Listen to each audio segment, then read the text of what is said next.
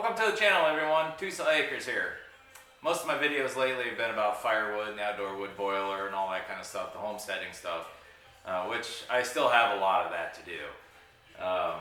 And oh, by the way, please like and subscribe. And if you have any ideas for videos you'd like me to go through, make, whatever, any projects, that kind of stuff, please post it in the comment section. I'd be more than happy to give it a shot, or at least have a discussion about it.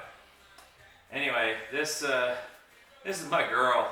Bought this brand new back in 2009, one of only 2 vehicles ever that I've purchased brand new. 2009 VMAX Gen 2, and feel really guilty. I didn't get to ride it at all this summer, and kind of late, day late, dollar short. I finally got my new tire, I got a new battery, and that's what we're going to do today, is swap out this front tire. It's kind of what this whole channel is about, being able to do stuff on your own. And like I said, if there's things that you want to see about doing it on your own, that's really what homesteading is all about. Self-sufficiency, being able to handle just about anything, learning about it, diving into it, doing it. So with that said, we'll kind of get right into this. The front tire has an issue. The forks had leaked over the last winter, just sitting here on the floor, maybe an ounce or 2, but it caused a little bulge in the tire, and I don't feel comfortable riding the bike with it like that. It probably wouldn't hurt, but it's a bulge, and these Z-rated tires, they're Z-rated for a reason. If you need to know what that is, please look it up. However, it's meant for going fast, we'll say that, and that's not something I want. So we're going to go through how I get the bike off the ground, getting the tire off of the rim, put the new tire on the rim, balancing the new tire, and then reinstalling it. So with that said, I'm going to go ahead and get the front all rigged up, and we'll get to it. Alright, so the first thing we did is get the back end off the ground. And this is honestly just a Harbor Freight bike lift, or a bike stand rather. Comes with these little spools that you just screw right in. Most newer bikes have something similar to that. I just made a video about repairing that guy. And then the front side, unfortunately there is really no place under this bike to put any sort of jack. And I don't really want a jack on the oil pan or on the exhaust, although I do plan on putting some blocks under there as a stabilizer. So what I'm going to do is get my engine hoist out. I've got these straps that are meant for a motorcycle. They're non-marring, and I'm just going to pull enough weight off of it so I can get that front end up just enough. And I would prefer to put it around the triple clamps, but there's not really anywhere that's without crap around it. It's almost like the new cars with stuff everywhere. So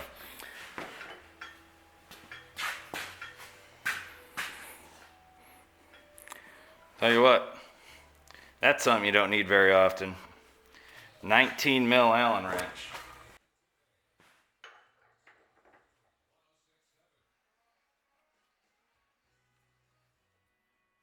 Alright, everything's loose. We're going to go ahead and get the cherry picker hooked up.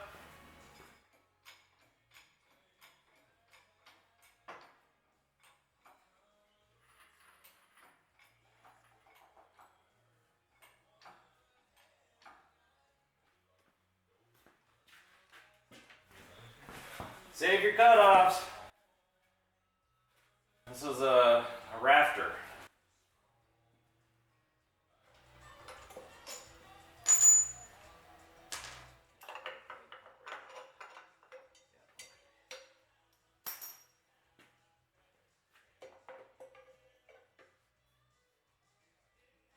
There we go.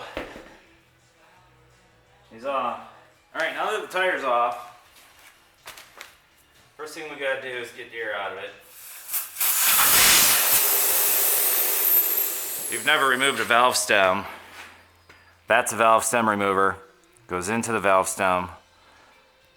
Sorry, this would be called a valve stem core remover. And it just unscrews. It comes right out. Alright, and we gotta break the bead. Use this stuff here. It's a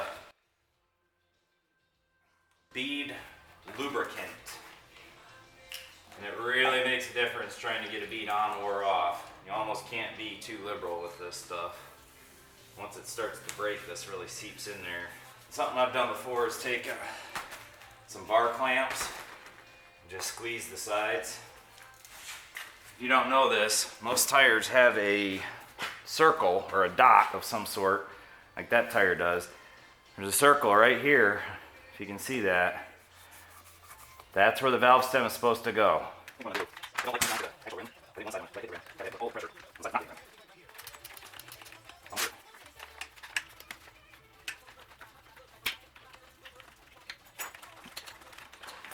There it goes. Alright, so that side's popped.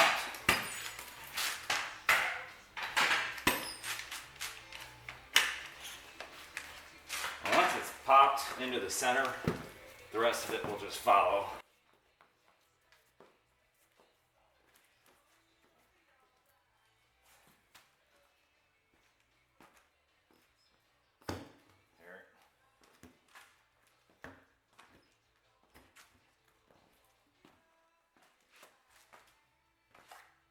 Okay, one side's down. I like to get both sides popped first before I try to get the tire off the rim. There it goes. That, my friends, is usually the hardest part.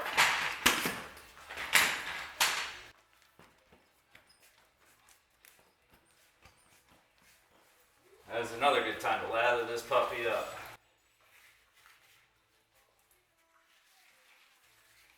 Definitely put down some cardboard or something so you don't mar up your rim. Now to get the actual tire off, take your spoons. One side will have a little whoop in it. You push down the opposite side you're going to work on into that center groove there.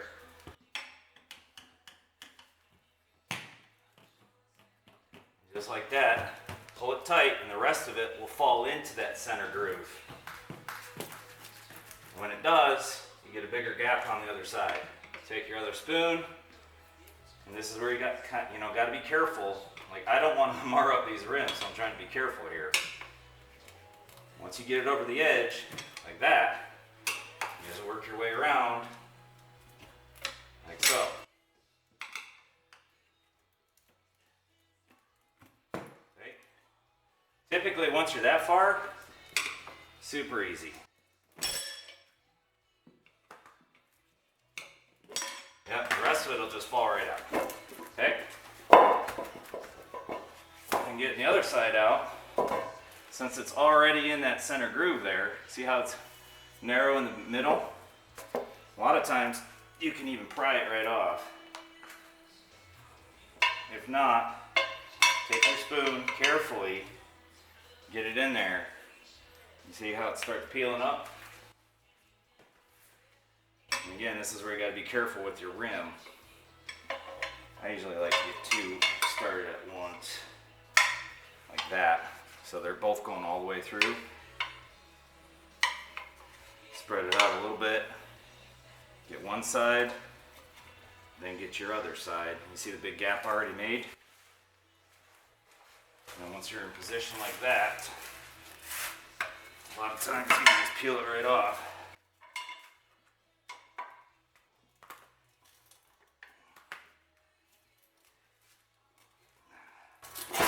Like that. Okay, old tire's off. It's a good time to wipe the rim down. Get inside, dust it, clean it, do whatever you want. Inspect the inside for any sort of, when I say the inside, I'm talking about in here. Inspect in here for any corrosion or damage. If you got major corrosion in here from aluminum corrosion, get it cleaned up. Wire wheel it, anodize it, whatever you gotta do, because that will make it next to impossible to hold air if it's really corroded. And this is a great time to get in here and detail if you need to. You know, a lot of these front brakes, no better time to take these off of here.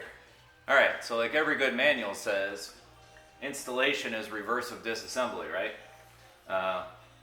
With a few notes, all right? So a lot of motorcycle tires are rotational. Find your arrow. Rotation is this way, This is the left side of the tire, and I remember that because it's got that bigger mounted piece right here.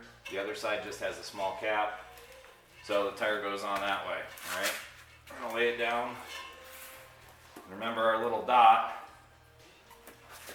I try to start it that way just so I don't have to fiddle with it later, but our little dot goes at the valve stem.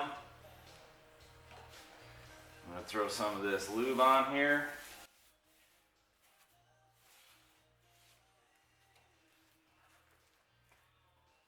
Just start it in one spot.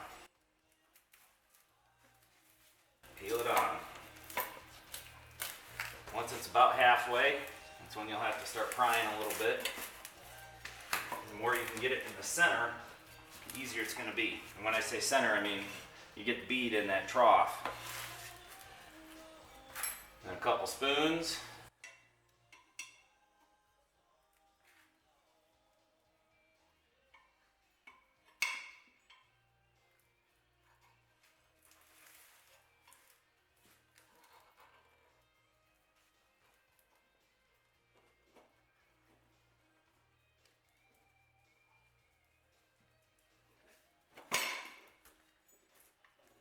All right, one side's on.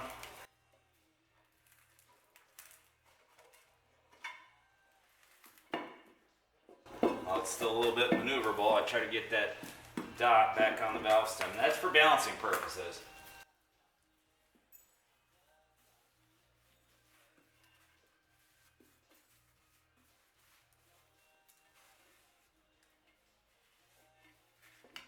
I'm putting this lube on, I'm going under the bead on this side. Dot's still lined up.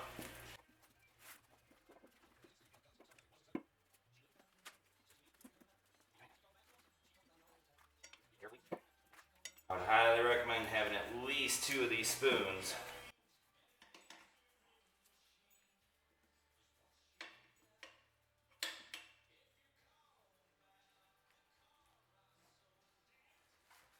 Remember, try to keep that bead in that trough.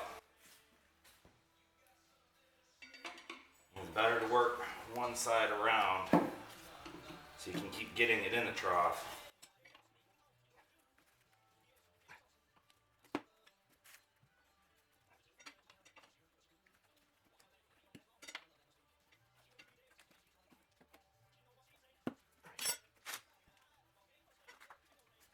Remember, get that bead as deep in that trough as you can, because that gives you extra space to work with.